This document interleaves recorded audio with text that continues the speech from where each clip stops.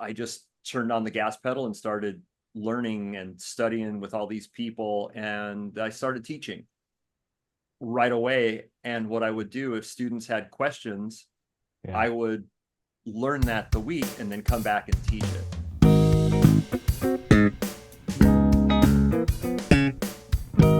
Hi, and welcome to ForBassPlayersOnly.com. I'm John Liebman, and I help people over 50 who want to play bass, but haven't gotten very far with it yet, or at least not far enough. I've got an awesome interview this week with Steve Araujo, who's a total bass geek, bass nerd. He reminds me so much of myself, which is probably why I like him so much. And we're going to get to that interview in just a second. But at first, if you've ever wanted to learn bass, you should know that right now there are thousands of people inside the For Bass Players Only community, men and women in their 50s, 60s, 70s. I've got students in their 80s. And you know what they're all doing? They're learning bass. They're having the time of their life playing music that they love.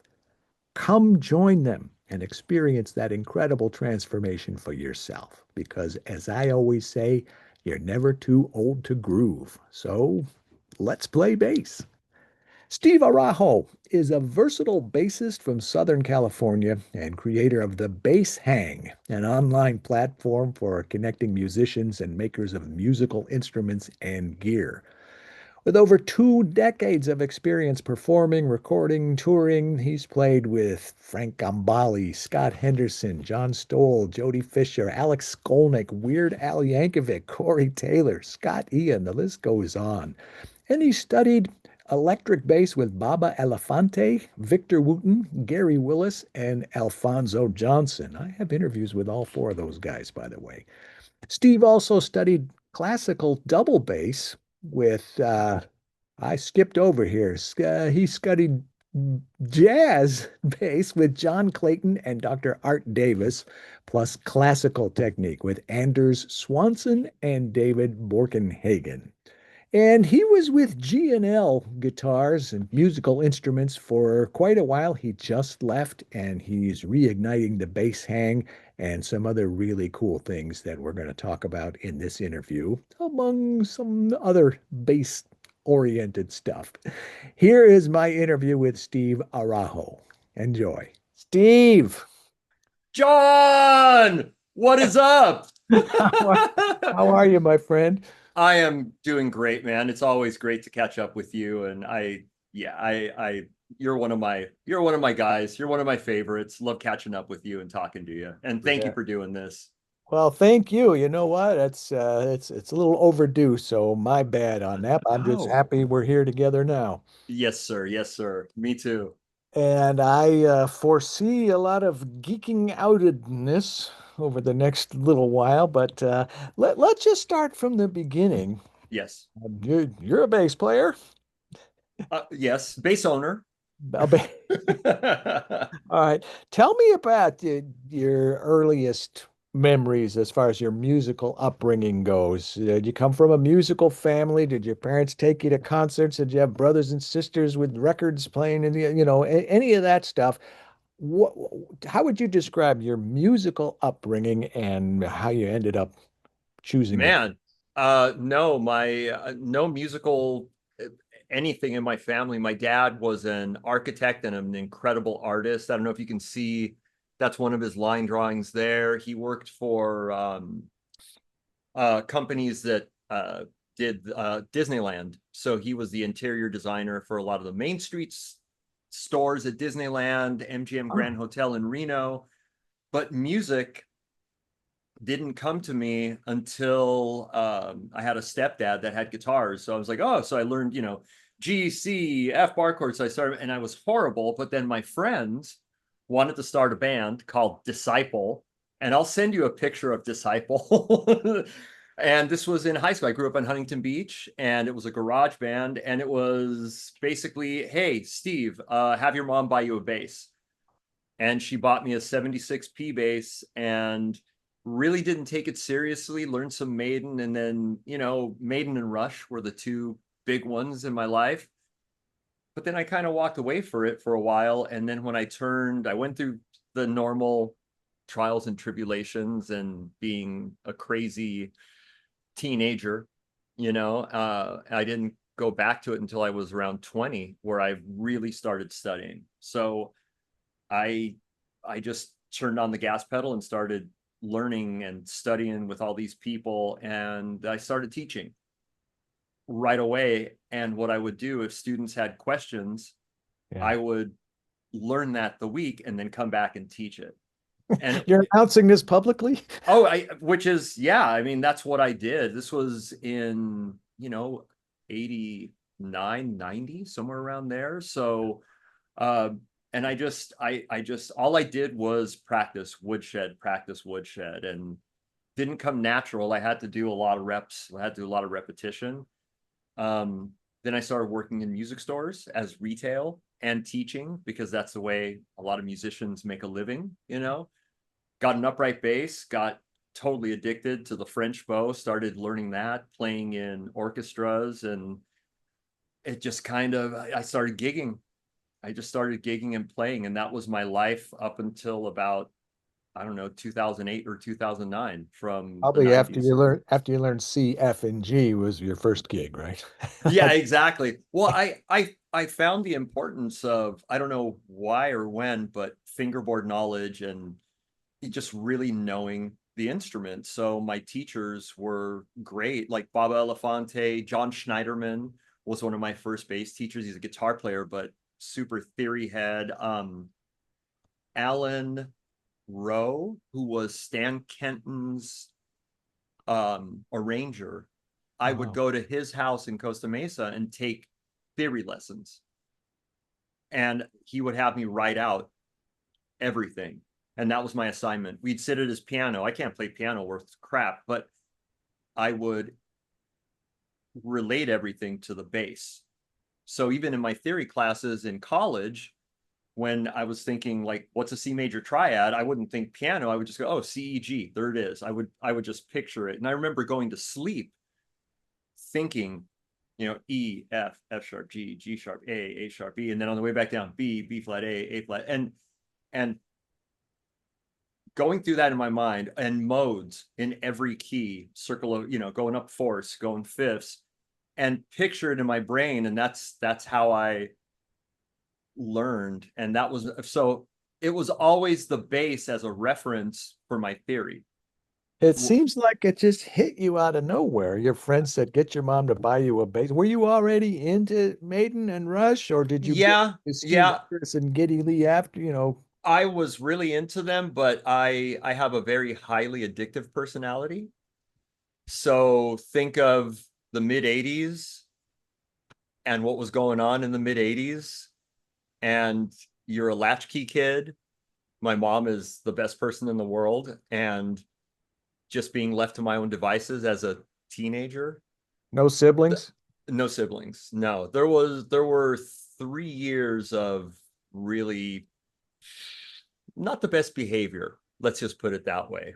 Went through a lot of gnarly stuff, and there was just a switch where I just went, I can't do that. I want to do music, and it was just that focus. I just, everything that I was searching out that was really gnarly and bad, I just went, okay, I want to be a musician. And that was my goal. Well, these were the days before YouTube and online and all of that stuff. Yeah. And it Yeah. sounded like your teachers. How quickly did you start studying with a teacher after you first got a bass in your hands? So I got the bass in my hands when I was like a junior, and then I kind of messed around with it. And I think I kind of put it down, didn't take it seriously until I was around 20, 20 or 21. There were those years where I just kind of dabbled. And then it was like, okay, you need to get serious about this. So I was introduced to, Jaco, Los Van Van, Iraquere was a big influence. Okay. Carlos del Puerto. Carlos del Puerto, I know his son, and Carlitos del yeah, Puerto. Yes. Carlitos. I And interviewed him. In fact, he endorsed one of my books. dude, Carlitos is, I mean, talk about the guy that, like, the heads of principal orchestras come to him Wow. for bowing advice. I mean, they do. They Wow. come to him for bowing advice, think about that. I mean, you play upright too, right? Oh yeah. Or, I mean, the bow is the single hardest thing that I've ever done in my life. Jiu-jitsu, everything, set all that aside. It, I don't know, it was just the hardest thing, and you had to Well, do that's that because you every play a day. French bow. I've always played a I German bow. probably, right? Probably, exactly. So it was one of those things where I just fully immersed myself and started playing in big band. I played in the, infamous Doc Rutherford big band at Orange Coast College, and Doc Rutherford had a reputation for not being as bad as that movie. What's the movie with the drummer with Whiplash. not as bad, but Whiplash. he would I mean, there were times when I was going to the jazz combo or the big band where I was getting sick because I knew I'd get my ass kicked. I was like, oh man, I don't want to be here. I'm going to get yelled at. He's going to I just he was brutal to rhythm sections, brutal. Now this And you got to fill in some of the gaps for me because I I'm trying to get this picture here. You were thrust up, you got a bass when you were, I don't know, 16 or something like that. Didn't yeah, really take it seriously till you were about 20, and then yeah. all of a sudden you can do everything, you can do anything. No, I it probably took a year or two, and I just shed. I was just in the shed. That's all I was doing was just Where pick were like you going to college? so my college, I went to Orange Coast College and Golden West College. Okay. And reason being is because Orange Coast College had Doc Rutherford and that big band, like people like uh, uh, Eric Marenthal played in Yeah. that band. Uh-huh. All of like the Orange County guys. Then I went to Golden West College because there was Tom Kubis. I used to play in Tom Kubis's big band and Jerry Schrader. So I wanted to get my AA. So at the same time was taking that, but I was really enthralled in music and French. I was yeah. So I took 4 years of French in high school and then I moved to Miami. there Didn't you do go. a bit of Span good. so I speak Spanish and then I can get by in French. I used to be a lot better, but I went to France and I was speaking it Yeah. anyways. Oh, So that did you go to college right away after high school? yeah, but it was a couple of classes here, a couple of classes Okay. there. I'm So not you weren't a music major from day one. no, So, okay. no, no way. No. I honestly I hated school. I'm terrible at school.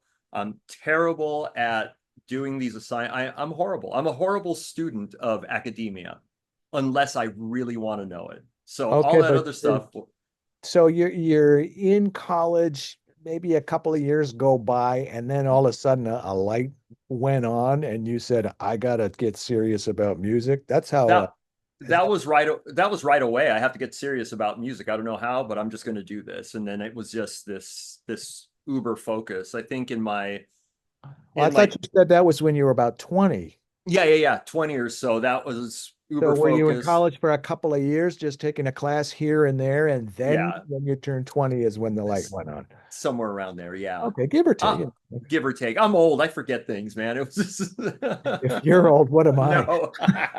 I'm going to be 58 in 2 days, man. Oh, happy Yeah. birthday. Thank you very much, man. Thank you. So I call my 20s the years of really studying. Those were my 20s. Were like uber focused, playing every gig I could, playing with I used to play with this big band. And at the time, obviously, I was like 20, 25, 25-ish or so. Let's just do that. Everybody was like 60, 65, no charts. And it was just ears up, play. So I, I just got thrust into that. And I just was like, sure, I'll play. And I'm sure it was horrible, but I made it through. So So did you for the upright and your mm, French bow, did you go through the whole Simandl book and the whole traditional, all that stuff? So again, academia and all that was horrible, like sight reading, all that. Simandl is the book that kind of slowed me down enough to really learn sight reading because I didn't have I had the facility on electric, so I couldn't slow down. I knew the shapes and all that, and I knew the notes. But on upright, I was able to like longbow, like in, oh, I know where that open E is. Okay, that's the F. Oh, that's that. So Simandl was the book, and I have my original Simandl book, and it's just thrashed. I'm sure you do too. I do, and I took mine off the shelf a few Uh-huh. years ago for the first time in got to be 40 years. Yeah, And I just yeah. started from page one, page two, page three, There and you I said, go. this book is really good. Yeah, so And that's volume two also I have. well, yeah, I never got to volume two. I dabbled, but volume one, really, that's where my sight reading solidified, I think, just because I was able to slow down. So then obviously I was able to sight read here. So yeah, it was Simandl's just fantastic. Yeah, it's great. Wow. Well, so was there a turning point when all of a sudden you said, "Hey, I'm a musician. I'm actually doing this. This is a career for me," or did I that kind of morph? Or, what happened there? it just I never I just did it. I don't know. I just was like, all right, this is what I'm doing. This is it. I'm making a living. So my 30s were kind of the starting to gig and actually make money. I did a lot of touring with some bands. I got hired for a lot of sessions. Uh I started playing in corporate bands, wedding bands. And man, if you get into one of those, and back in the day it was crazy. We started playing Vegas, like show bands, and it was just like, this is, I could make $500 a night and do two or three of these. I'm living large, plus teaching at the same time too. Um, and then in the 90s, I was one of the bass teachers at the National Guitar Workshop. So I was able to travel and teach classes, and that was pretty fun too. So yeah, but it was just I don't know if I ever chose like I'm going to be a bass player. Just kind of happened. I don't know. It All just because your happened. buddy said to you, "Steve, get your mom to buy you a bass." Get your mom to get you a bass, dude. And I wish I still had that bass, but like everybody, their first bass, I think I pulled the frets out, I filled them because I wanted to be Jocko. Yes. And then I put EMGs, I routed for a jazz bass pickup, I put a badass bridge. Then I wanted to go back, and then I got a warm off neck. I mean, I destroyed that bass. You sound very much like me in the 80s when I got down to Miami. First, all the Yeah. Oh, EMGs, EMGs, you got to get EMGs. Oh, yeah. okay. And I got EM. Yeah. I'm looking right now at my Frankenstein bass. It was like a 77 jazz or something like that. Okay. And I took off the pickups and put on EMGs, and I took off the neck and put on a modulus graphite neck, and I took Yep. off the bridge and I put on a Schaller bridge. And I was driving one time. I was driving to California, and I Mhm. stopped. I had to drive through Glendale, Arizona. Oh, And wow. I knew there was a store there called the Bass Place.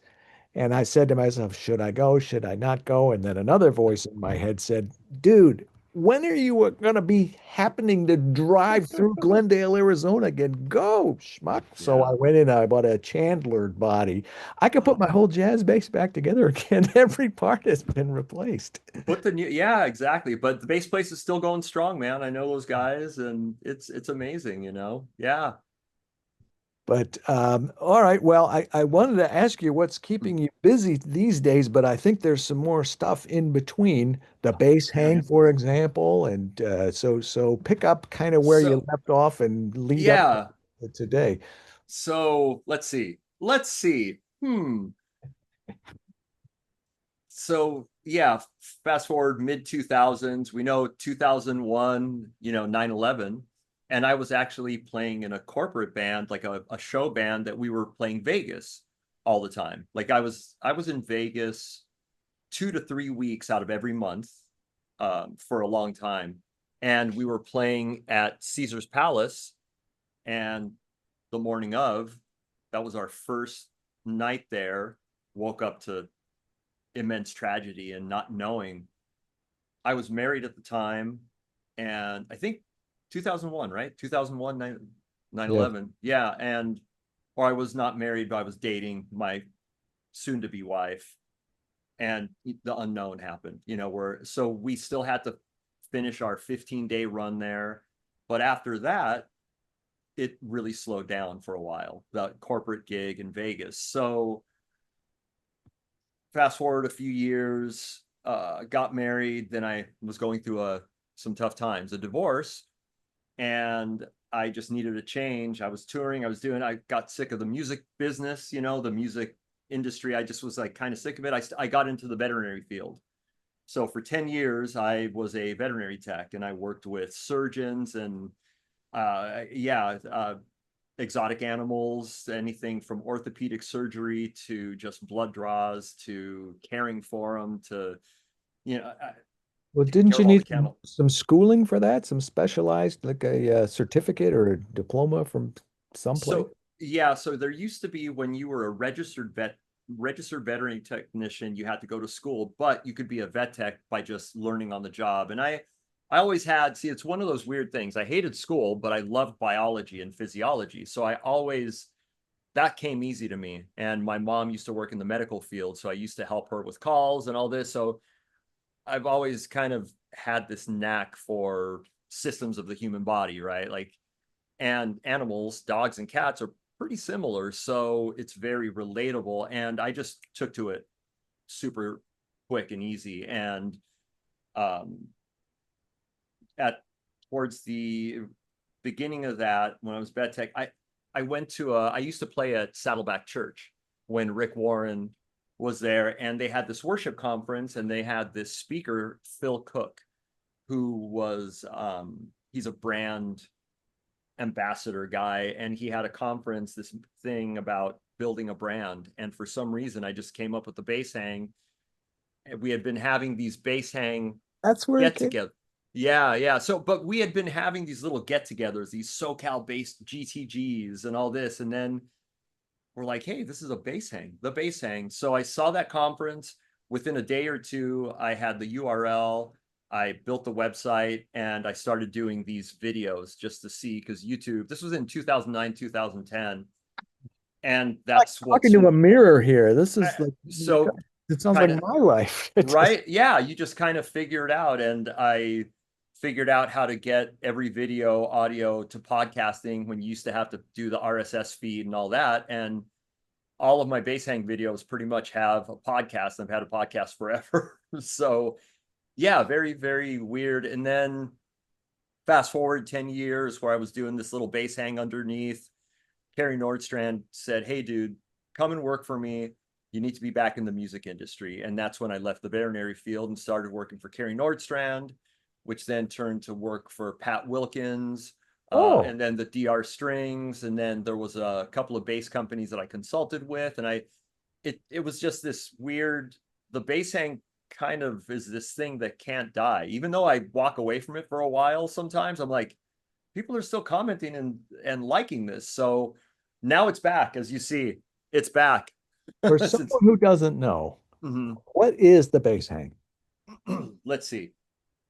My original creation was the bass hang is a place where I can talk and hang with my bass player friends, because I love bass players. I love all musicians, but we never get to hang. We never get to support. So it was this thing where, hey, I can support bass players with this, and and that's the other thing too. I'm very much an autodidact, like I learned. So I was like, well, if I can do this, let me learn how to do the website. Oh, I need to do photography. Let me learn how to do photography and film, and let me get better at this. And I've always recorded. So how do I get the audio from the bass to actually sound good through these damn speakers? And it was literally just learning because I had to learn this thing. And then the bass hang is kind of my vehicle. It's like this umbrella that covers anything from physical get-togethers, which I've done a ton of them, kind of mini NAMM shows. I even did them for GNL, where we had a bass hang where we had like, a new bass come out, to media, to connecting industry people, which is what I'm doing now, like in the industry. I'm very blessed, very thankful, where I know a lot of people in the industry like yourself, where, hey, this, that's the business development side of it, which I've learned a lot about too, which I do a lot of business development, which is all part of this, and it's honestly a lot of B2B communication, business to business communication. I kind of learned all that, and I don't know how or why. It was just, I need to learn this to learn this. It's kind of like You listen to Andrew Carnegie or Napoleon Hill, it's acquired knowledge. You're doing this to learn, oh, but this can branch out to this can branch out to this, and you get the 10,000 hours. I'm going on and on, but I remember waking up at 5 in the morning because I had to be at my vet tech job at 6, and I would one read a book like Eckhart Tolle or Napoleon Hill or Andrew Carnegie, and then I had a laptop that my buddy lent me with Vegas video, and I would just for a half hour, 45 minutes every morning, I would just like, okay, how do I do this? How do I edit this? Oh, I need better audio. Okay, I need to record the audio. How do I line it up? Oh, that's how I line it up. So for months, every morning while I was a vet tech, I was in the morning getting up early and editing video and learning how to do that. So I can't I, believe how much we have in common, I, man. it's yeah, well, the thing too is it's one of those things that you built what you built, and it's great, and people come to it, and I never, even now, like I'm getting back into the editing game and doing all this. I see, I love, it's come such a long way. I'm not going to be able to, or I don't know, I'm just going to do my thing. That's it. Like you do your thing. I, I think that that's very important. And I think if you just are true, like the internet can smell bullshit, if I can say that, sorry. They can sniff out not authentic. And I think just being yourself and hey, this is what I do. I I don't know. That's you've built this fantastic thing, and you just stuck to your guns, and that's what I'm doing. I think it's fantastic, man. Wow. I mean, I came into it just by accident. I had years of experience in the music industry, played all Yeah. over the world and did all that. And Hmm. and I ran my family business. I was there for 26 years. I was actually running it for most of that time. What line of business is it? It was a school for radio and TV broadcasting, graphic Oh, design, and digital media. okay. Wow. And I was going to Washington. I was on, all the boards and all the committees. Uh-huh. And I said, if I'm going to be in this business, in this space, I Hmm. want to get involved at the city level, the county level, the state level, and the national level. So you started hanging around, chamber of commerce meeting. Hmm. You say to the executive director, how can I get involved in the chamber? They'll fucking hug you, those. Yeah. So I was Yeah. the chairman of the Chamber of Commerce. I was the Wow. president of the Michigan Association of Career Colleges and Schools for 6 years. I worked a lot with the Detroit Economic Club. I worked at the county level. The county executive appointed me like 20 years in a row to the Oakland County Wow. Business Roundtable. And then in Washington, I was on the national board. I was on the executive committee. I used to go to Washington all the time and meet with our elected officials about our schools and our students, Oh my sitting God. around the table with CEOs of publicly traded companies. So I had that background, plus a Uh-huh. music background, plus the education background. I took Hmm. all three of those things. And I don't remember where I was physically when that time I came to the studio and we did the promo and we Hmm. gave away a G&L bass and all that. But I started this because I was going into the hospital. I have a neurological movement disorder. And it's not so bad right now. I've got it under Hmm. control, but I've been dealing with it for 19 years. So Man. 3 trips to the Mayo Clinic and Hmm. the Cleveland Clinic and the Detroit Medical Center and University of Michigan Hospital, all these places. I found out about a doctor in New York who was Muhammad Ali's doctor. Wow. And I went to him for 10 days in New York. And I was in the hospital in New York and I would see him every day. And he Mm. really helped me a lot.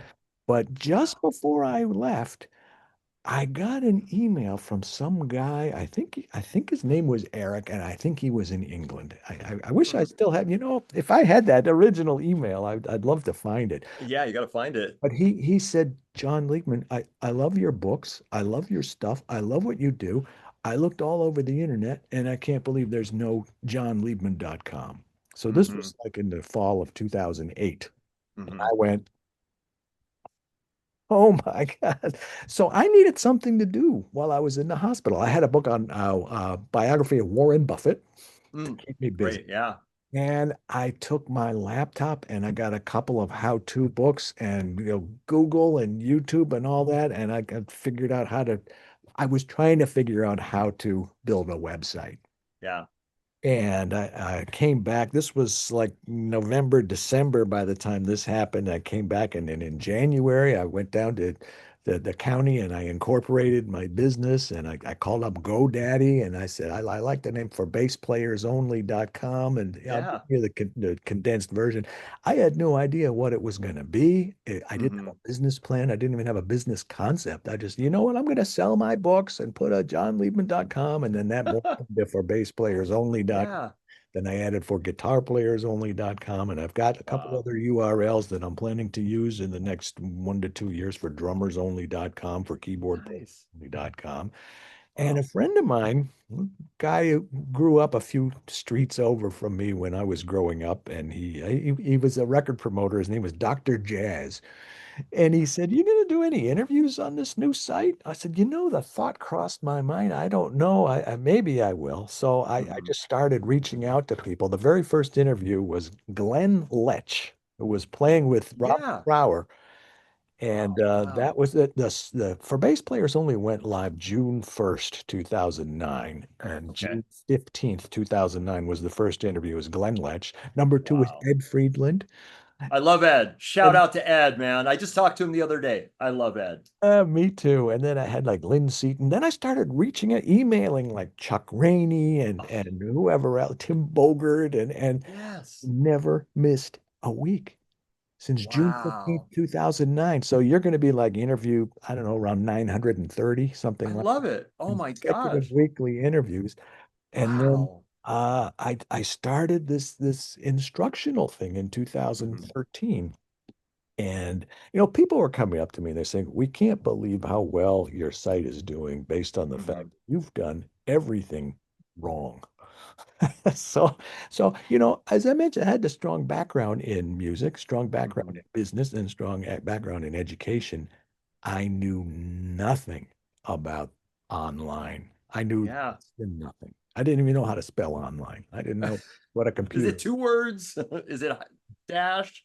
And I just started reading and reading every Yeah. get my hands on, listening to every podcast and just doing it, doing it, doing it, doing it, doing it. Mhm. And now I still have a ways to go, but I've got a developer in Canada, I've got a graphics guy in Bangladesh, I've got a couple of guys, I got a guy in Michigan, I got a guy in New York. They're all contractors and they're all doing this stuff for me. And I'm ready to scale right now because I really, really want to help a lot of people. I've got people from all over the world coming to For Bass Players Only every day to learn how to play bass. And I'm supposed to be interviewing you. And that's like I'm telling my story here. But the reason I'm doing that is because what you're telling me just reminds me so much of me. And even around the same time frame, you said like 2008, 2009, which was right around when I launched my site as well. So it's amazing work. Can you see me and hear me? I don't know if you're just sitting still or if I lost the signal. And we're back after having lost the signal and dealing with the Zoom gods who were not very kind to us today. But anyway, we're back. I don't even know what we were talking about. I think I was Well, going on and on about my story and how similar it is to yours, but I really but want to hear you talk some more, and I'm sure the audience does too. yeah, but your story is great because like, well, you said that everyone was telling you that you were doing it wrong. And I think it's one of those things that you follow, you do your thing, and it's not necessarily wrong. It's just because it's not the normal way that some people do it. Like I never did any of the things that I do correctly. I just was like, I don't know, I'm just going to do this. I'm just going to do this. And I think you figure it out, and you, That's exactly what I was going to say. Those three words. Just said, I'm going to figure it out, figure it out. I'm still trying to figure it out. that's, my mom, that's, whenever I had it, figure it out. Like, all right, I got to figure it out, I guess. So that's been my mantra. Yeah, mine too. That's just something else we have in common. Yeah, yeah. Let's fast forward a little bit to what is keeping you busy today? And I know you had a big change in your professional life very recently. Yes, yeah. So I left GNL and I really didn't know what I was going to do, but I mean, I had an inkling. Um, the bass hang has always been there for me, which is first time I said it, but it has. The bass hang has kind of always been there for me. So I'm using that um, to put content out, to work with different companies. I'm talking to a few companies, do some consulting with them. I'm definitely going to start doing more and more of the reviews that I was doing before. I just put out a DR strings for their Quantum, what is it, the Dragon Skin Plus strings.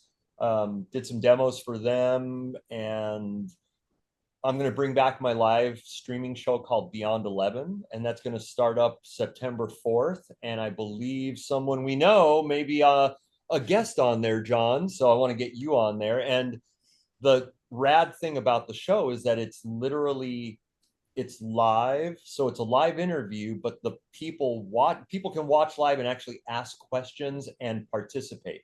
So it's a live participatory show, which is very kind of unlike a lot of things that you see out there. So people can ask questions and make comments, and then it's obviously saved in an archive. But What do you yeah. use? It YouTube or StreamYard or No, Facebook or no, this is its own platform, and it's awesome. So we'll get all the details. But if you go to my YouTube channel, you'll see a playlist of the Beyond 11 and some of the guests, and you can kind of get a gist of what it looks like. And it's in a super professional studio. I mean, right here, we're in my house. I have my filming area. I've got my desktop with all my recording gear, but this is a proper TV quality, well, you I've know, seen it. I've yeah, seen your YouTube channel. I've seen your stuff. I know your shtick. yeah, yeah, but on at Fugu, FUGU, with Beyond 11 show, and it's going to be the bass hang, and I've got some sponsors going. I'm a Sweetwater affiliate also,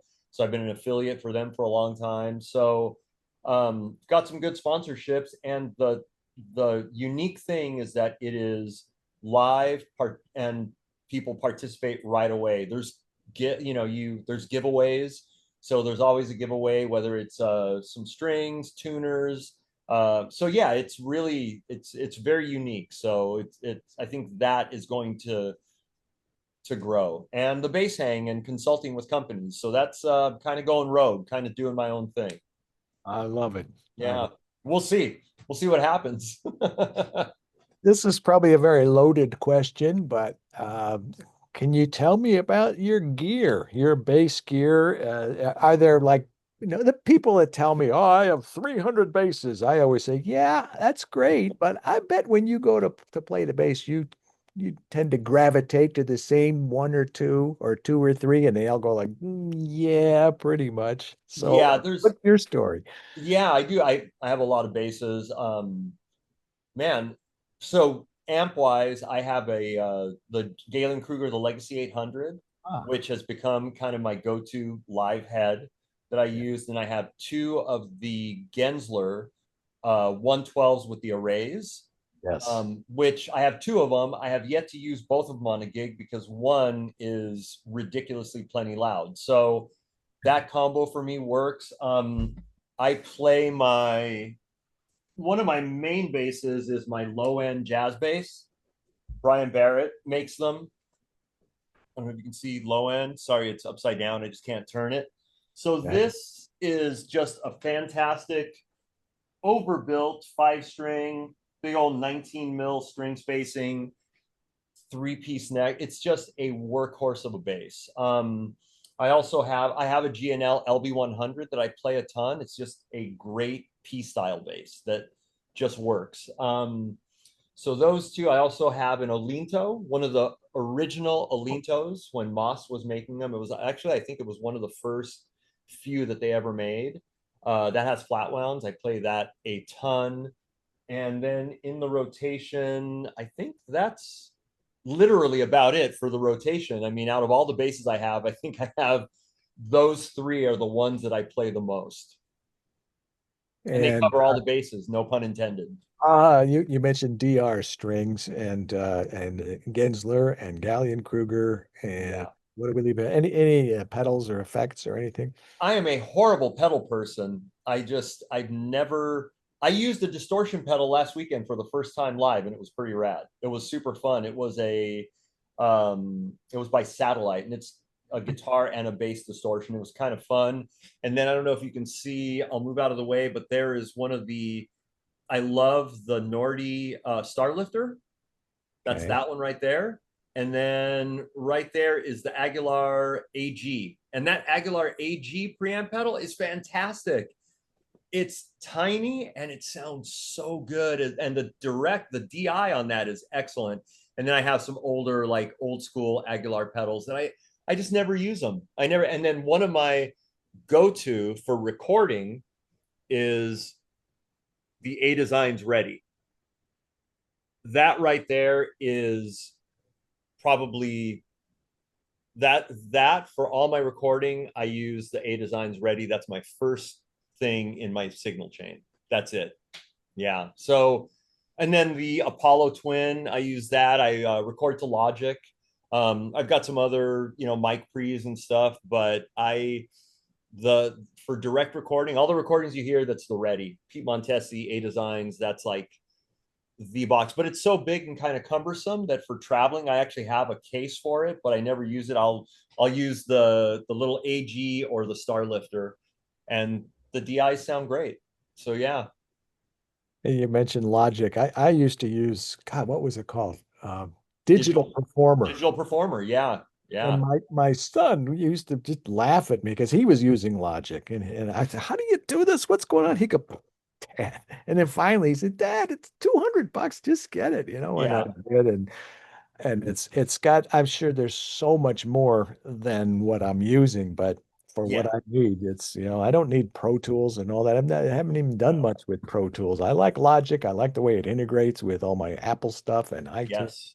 Apple For Music, for whatever they me, call Logic is very intuitive because I had one of the original M boxes, the Digidesign when Pro Tools, and for some reason my brain just I'm not smart enough to use Pro Tools. Like Pro Tools and Digital Performer are very heady. it. Yeah. And I'm just like, no, man, I just need to be able to like point, click, and record and mute my click and that, you know, and that's where Logic just it just worked for my simple brain. It just works. And I don't want to catch heat because Logic, but for my brain, Logic just was very intuitive as opposed to Pro Tools.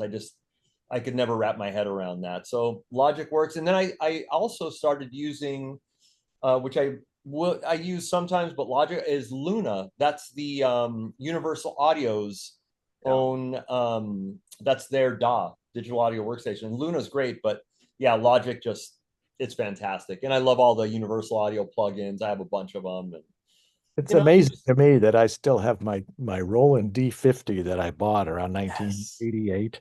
MIDI is MIDI, but in those days, I remember calling my brother, "What is this? Omni on, Omni off? Which way Oh, do I have dude. to?" And I Yeah. used to have a drum machine too, the Alesis HR16. HR16. Yep. And I There you waited, go. it was like back ordered. I finally got it and I loved it. Now I got all that in Logic too, and they'll do It's everything needed. I do love there's a company called Loop Loft, Looploft, and I have hundreds of their loops and they come in all kinds of files. You can get them as Rex files, you can get them as AIFF, you can get them as MIDI files, but I use the AIFF because whatever tempo, I just throw it in there and it's a real drummer. They have Omar Akeem, Dennis Chamberlain, or no, it's not Omar Akeem, um, Dennis Chambers, you mean? Dennis Chambers, thank you. They have the Nate Watts.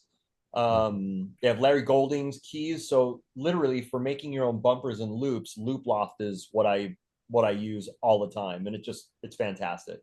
Cool. I tend to just outsource that stuff to people who are smarter than I am.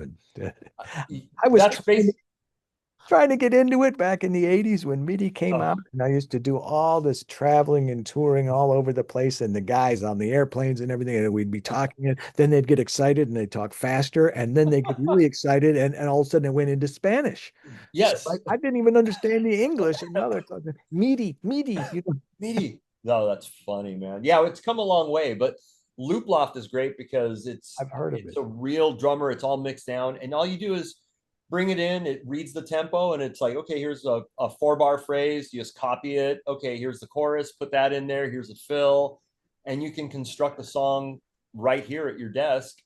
And for writing purposes, for what we would, for what I use it as bumpers because from the start of doing the videos, all of my bumpers, all of my content was my original content.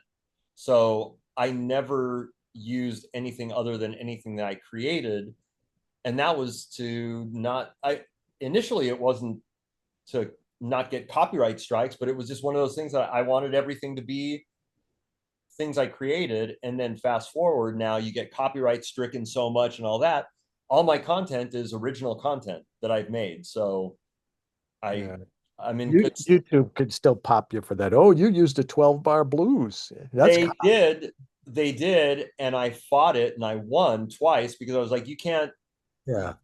That's ridiculous. Whoever Twelve wrote the bar blues. first ever 12 bar blues must be a Yeah, very wealthy person. yeah. So I wrote to them and they said, okay, we'll take that strike away. I'm like, you can't copyright a 12 bar blues. Give me a break. This is a blues. Yeah, I So think we've all got those stories. yes, absolutely. It's pretty funny, man. Yeah, generally things are a lot easier than they used to be when I had my Macintosh Plus without even a hard drive and taking the 3.5 inch floppy disk and pulling them out and putting it.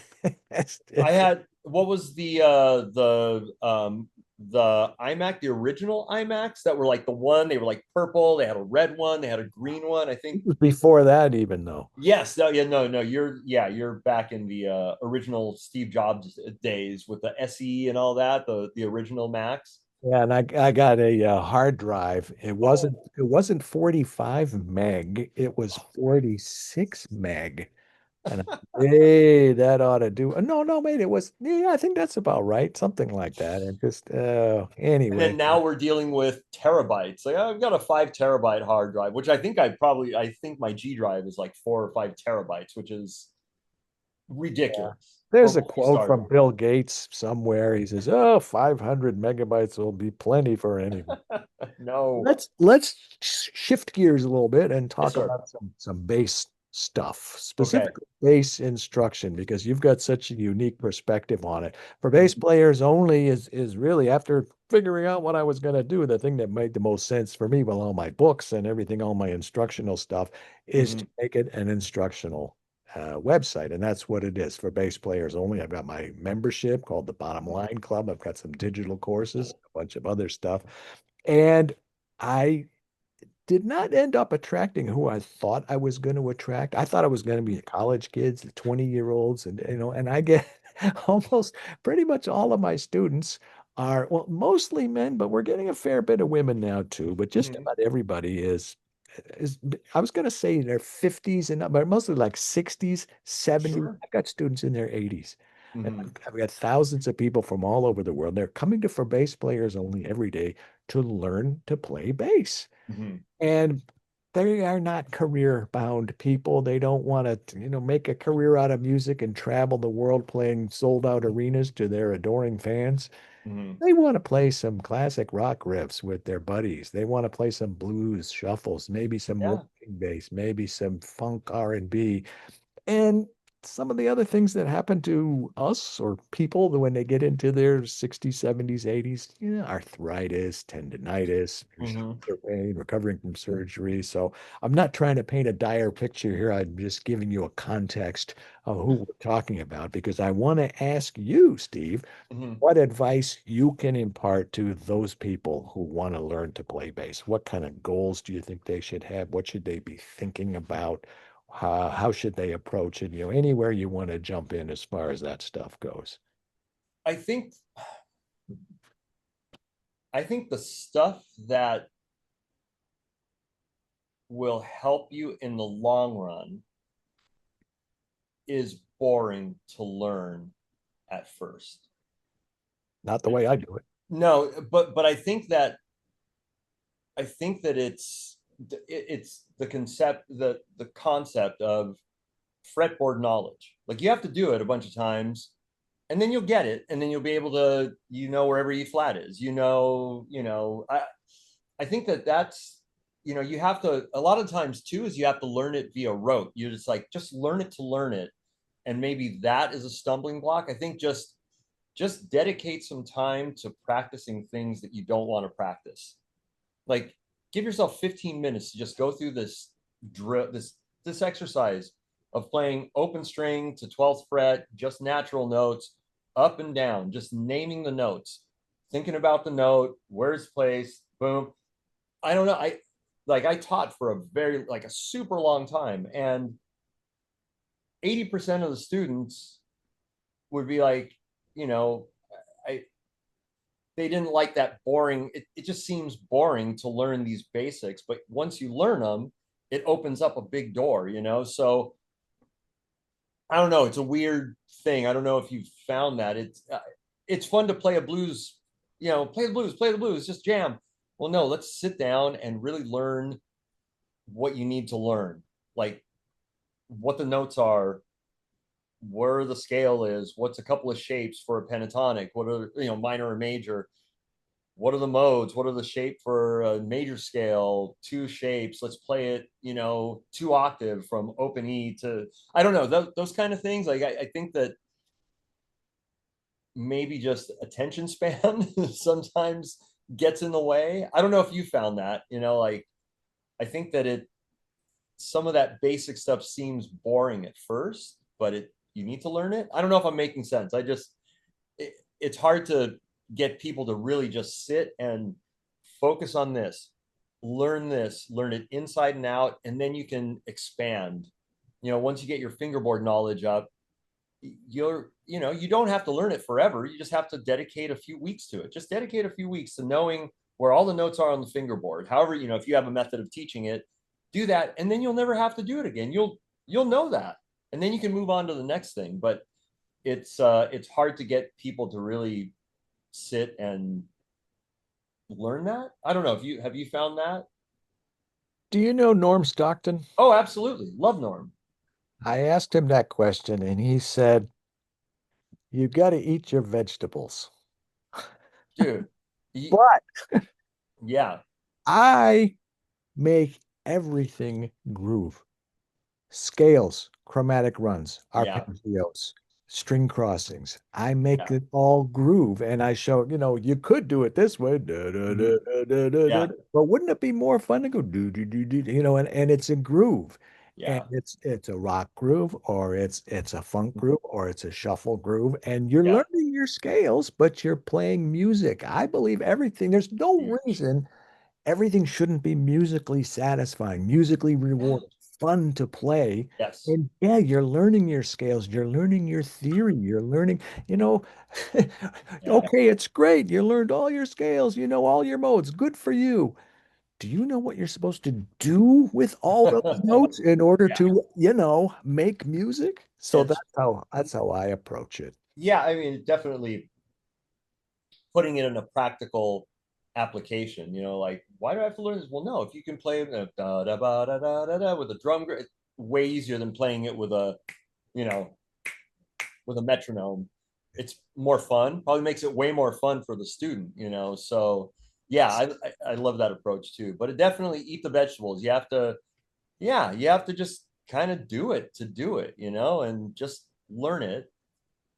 And Well, it's because it's maybe good the for reason you. Yeah. maybe the reason it's not hard for me is because I like vegetables, except for asparagus. I don't Yeah. like. Yeah, Brussels but sprouts are okay, but yeah, I like the veggies. Yeah. I But like broccoli. I like cauliflower. I like spinach. Well, good spinach a stuff. vegetable? I don't know. Yeah. But yeah, I think the way you do it is great, and I think everybody learns in a different fashion.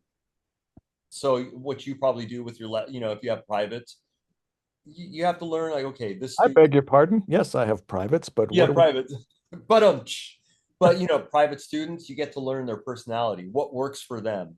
Yeah. Do they have attention, great attention span, and are they attention to detail, or are they more like, I don't, you read your students. I'm sure you do. I'm sure you know, can tailor the lesson to the personality, which is important too, I think. Right.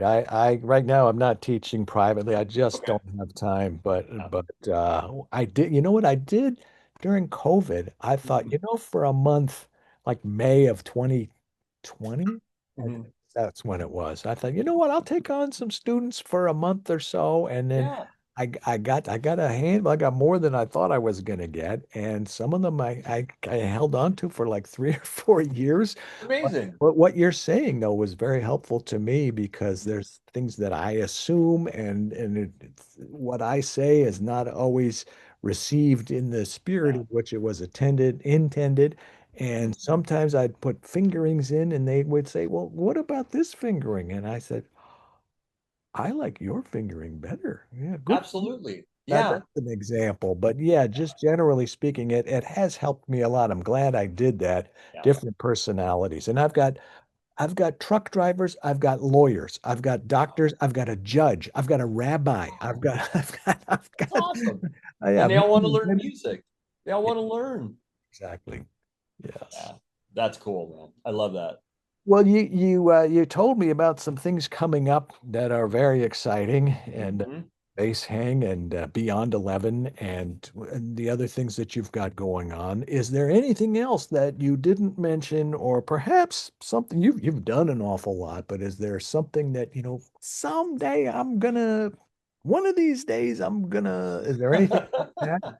Or maybe something you do have in the works, something percolating. No, not really. I'm just kind of, again, I'm just trying to figure this thing out, man. That's it. I'm just trying to learn and figure this thing out, just like everybody else. So I'm just yeah, almost relearn Adobe Premiere because I hadn't edited videos in 2 years or a year and a half. I'm like, wait, what's that shortcut? What's that? So I, relearning that, and uh man, learning that, all the AI stuff that it has now is freaking amazing.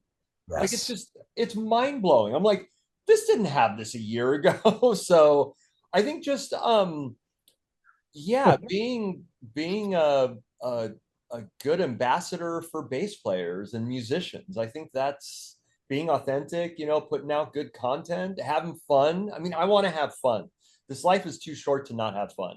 So I think that I don't think that I am going to do this while I'm having fun and do what I want to do. And I'm bringing back a series that I had, which I should put up a video in a little bit, called Two Dudes, One Bass.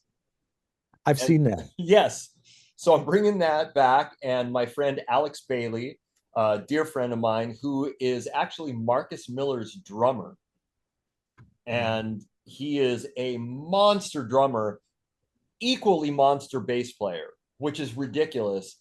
He's Wow. become a dear friend, and we shot 2 episodes of Two Dudes, One Bass.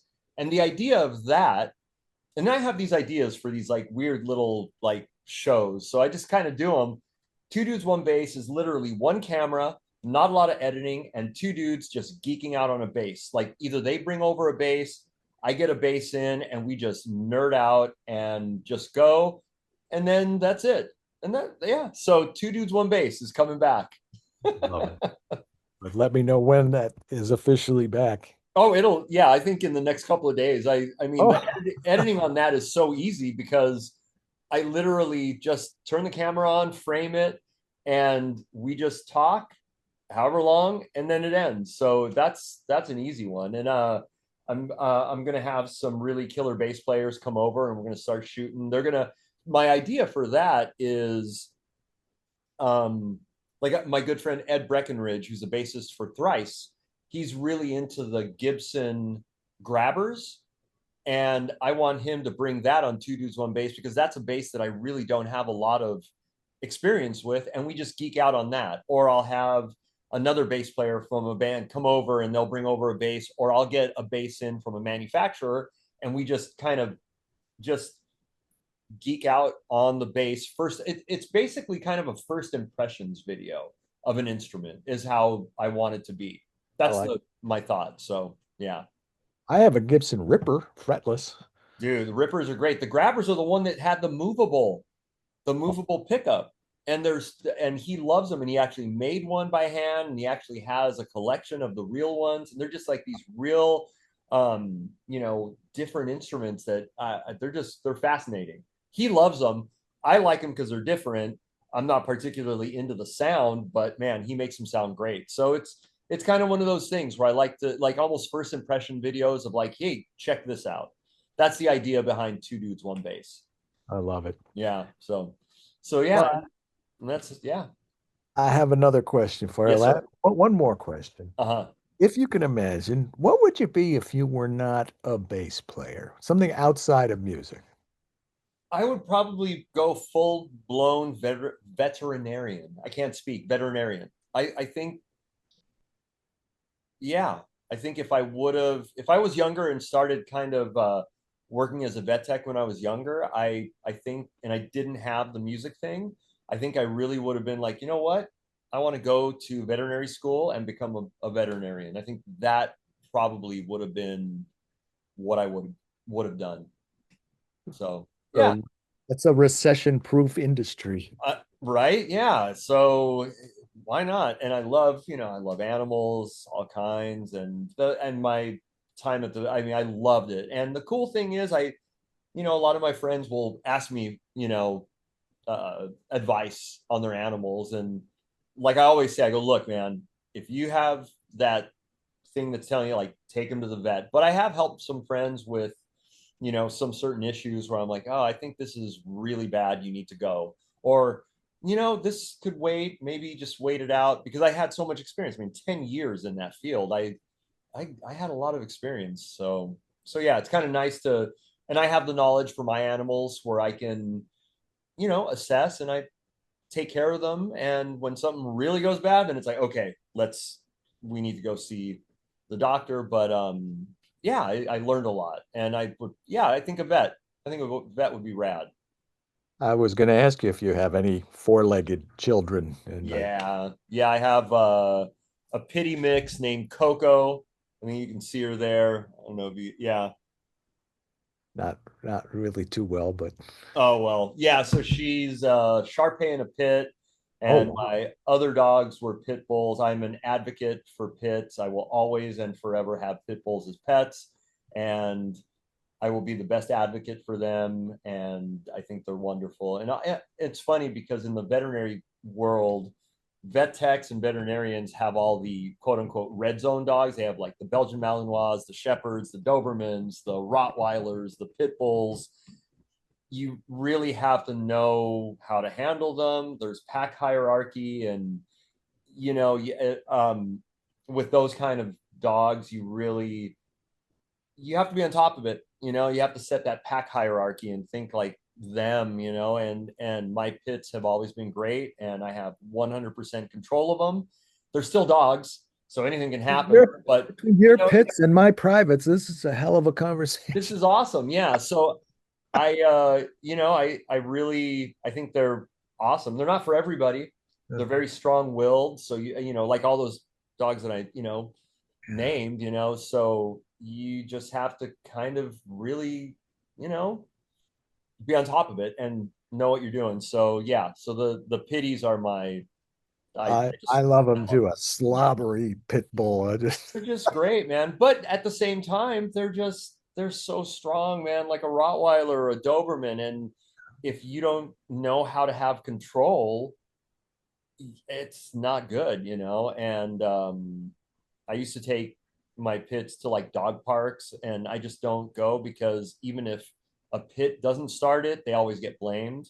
So I just don't want to get into that situation. But my dog gets along with 80% of the dogs. Every once in a while, I mean, they're dogs, so they bark at, they're dogs.